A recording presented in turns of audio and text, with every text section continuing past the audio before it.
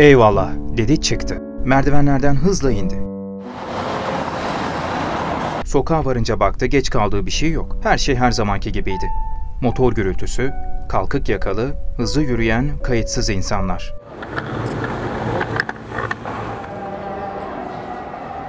Akaretler durağına yürüdü.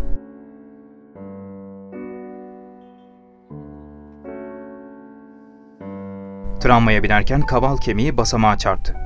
Canı yandı ama aldırmadı. Kalın enseli bir adamın arkasındaki boş yere oturdu. Sami'yi düşündü. Çıkarılmadık ayakkabılara, şuraya buyurunlara, hatır sormalara rağmen gitseydim acaba kimleri görecektim? Gitseydi beyi tanıyacaktı. Bu fırsat kaçtı. Karaköy'de de indi. Yemek yedi. Lokantadan çıkınca gökyüzüne baktı. Bulutlu. Yağmur mu, kar mı bir şeyler yağacak. Oysa yürüyerek sinemaya gitmek istiyordu.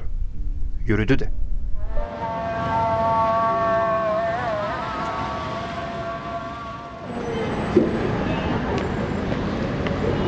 Yüksek kaldırımı tırmanıp tünele varınca köşelerinden birinde kitapçı, ötekinde bakkal dükkanı olan sokağı gördü. Geri dönüp sokaktan ayrılırken paltosunun yakasını kaldırdı, ellerini ceplerine sokup kalabalığa karıştı.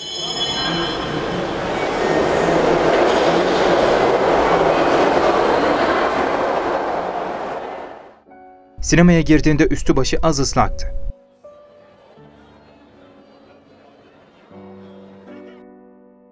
Önce 100 numaraya girdi. Çıktı. Bir sigara içti. Salon pek kalabalık değildi. Paltosunu çıkarıp ortalarda bir koltuğa oturdu. Gelenlerin çoğu kadın. Bir de belki 2 saatlik aylaklar, okul kaçakları. Şunların arasında sevilmeye değer birkaç kişi niye olmasın? Tok karın iyimserliği mi yoksa? Başlama saati yaklaştıkça boş yerler doluyor. Bir kadın yanındaki koltuğa doğru geldi.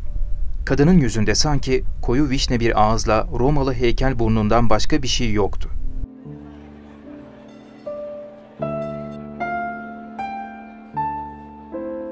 İki saat sonra kalabalığın içinde sinemadan bir dar sokağa çıkan sanki başka birisiydi.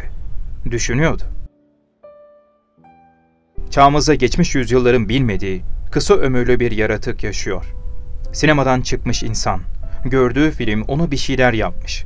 Salt çıkarını düşünen kişi değil. İnsanlarla barışık. Onun büyük işler yapacağı umulur. Ama 5-10 dakikada ölüyor.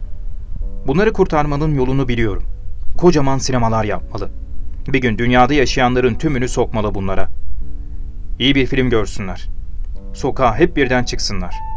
Kafasından geçene güldü. Yolun çivisiz yerinden karşıya geçti. Kayıp giden otomobiller duraksadılar. Bir şoför sövdü. O duymadı.